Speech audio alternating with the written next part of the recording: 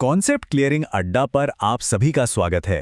तो दिसंबर का महीना भारत के लिए काफी एक्शन पैक्ड रहा है। कुछ ऐसे बड़े कदम उठाए गए हैं जिनकी चर्चा पूरी दुनिया में हो रही है। रणनीतिक समझौतों से लेकर भविष्य की टेक्नोलॉजी तक इस महीने बहुत कुछ हुआ। तो चलिए सीधे मुद्दे पर आते हैं और देखते हैं कि इन सब का भारत के लिए मतलब क्या है।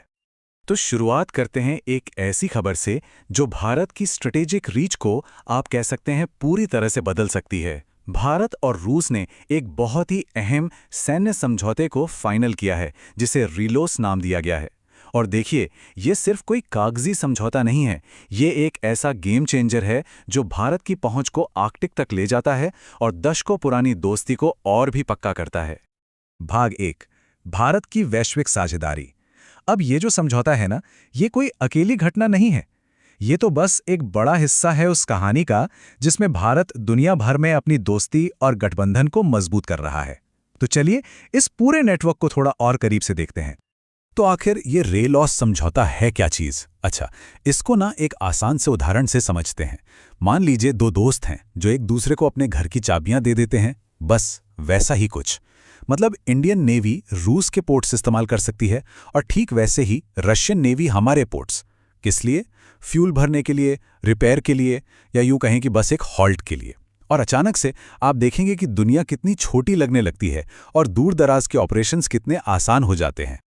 भाग 2, बढ़ती सैन्य शक्ति। लेकिन बात सिर्फ दूसरे देशों के साथ पार्टनरशिप की नहीं है। हमारे अपने देश के अंदर भी बहुत कुछ बड़ा पक रहा है, खासतौर पर डिफेंस मैन्युफैक्चरिंग के क्षेत्र में। अब भारत सिर्फ एक खरीदार नहीं रहा, अब वो एक निर्माता बन रहा है। स्क्रीन पर ये नंबर देखिए, 3। क्या लगता है भारत के डिफेंस सेक्टर से इस नंबर का क्या लेना देना हो सकता है? सोचिए जरा। तो जवाब यह है कि पहली बार 3 भारतीय कंपनियां दुनिया के 100 सबसे बड़े हथियार बनाने वालों के एलीट क्लब में शामिल हो गई हैं। हम बात कर रहे हैं हिंदुस्तान एरोनॉटिक्स, भारत इलेक्ट्रॉनिक्स और मझगांव डॉक शिप बिल्डर्स की। ये सिर्फ एक रैंकिंग नहीं है दोस्तों, ये एक बहुत बड़ा स्टेटमेंट है। ये दिखाता है कि भारत की जो आत्मनिर्भर बनने की कोशिश है वो अब दुनिया देख रही है और मान भी रही है। तो ठीक है, अपने देश में बनाना तो बहुत जरूरी है, पर इंटरनेशनल कोऑपरेशन भी उतना ही मायने रखता है। तो सवाल ये उठता है कि भारत अपने सहयोगियों, अपने एलाइज के साथ मिलकर अपनी मिलिट्री ताकत को कैसे प्रोजेक्ट करता है। इसका जवाब ना इस मैप में है। ये जो आप देख रहे हैं, ये मिलिट्री एक्सरसाइजेस का एक पूरा जाल है। चाहे वो अमेरिका के साथ युद्धाभ्यास हो, या फिर जापान और ऑस्ट्रेलिया के साथ मालाबार, या फिर फ्रांस के साथ शक्ति।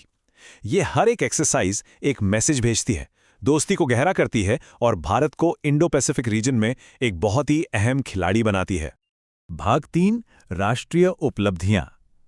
अच्छा, अब डिफेंस से थोड़ा हटकर देश के अंदर की ताकत की बात करते हैं। क्योंकि देखिए, एक मजबूत देश सिर्फ अपनी सेना से नहीं बनता है ना?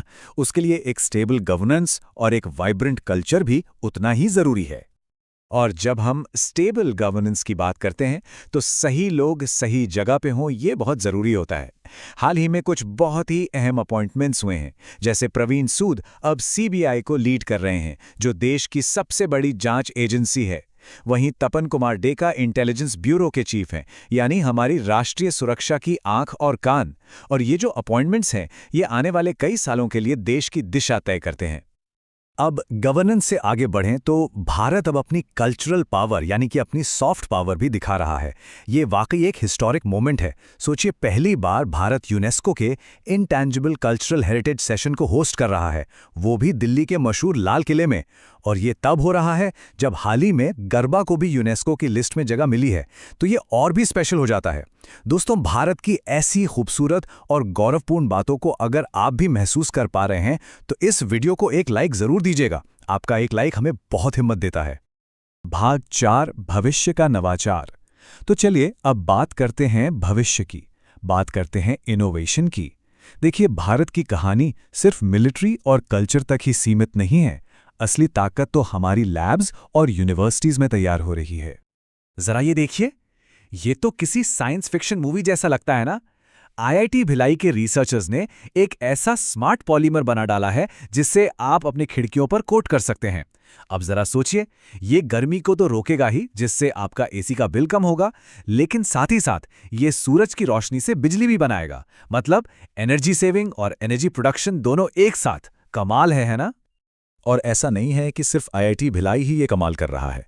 पूरे देश में हमारे आईआईटीज गजब का काम कर रहे हैं। जैसे आईआईटी दिल्ली ने देश का पहला 3D प्रिंटेड पोस्ट ऑफिस बनाने में मदद की। वहीं आईआईटी मद्रास ने इंडिया का पहला कैंसर जीनोम एटलस लॉन्च किया है। ये सब इनोवेशंस हैं जो हमारी असली जिंदगी की मुश्किलों को आसान बना रहे हैं। भाग 5, दिसंबर का एक विशेष दिन। अब तक हमने जितनी भी बातें की, मिलिट्री, गवर्नेंस, कल्चर, इनोवेशन, इन सारे धागों को एक साथ जोड़ने का वक्त आ गया है। और मजे की बात यह है कि ये सब दिसंबर की एक खास तारीख से जुड़ते हैं। और वो तारीख है 4 दिसंबर। जी हां, इंडियन नेवी डे। अब देखिए ये दिन कैसे उन सारी बातों को एक साथ ले आता है जिन पर हमने चर्चा की। ये हमारी नेवी ही तो है जिसे रूस के साथ हुए रियलोस जैसे समझौतों से ताकत मिलती है, और साथ ही मझगांव डॉक ऐसी कंपनियों के बनाए हुए जहाजों से भी। और एक और मजे की बात बताऊं, 4 दिसंबर को सिर्फ नेवी डे ही नहीं होता, इसी दिन इंटरनेशनल डे ऑफ बैंक्स भी है और इंटरनेशनल चीता डे भी।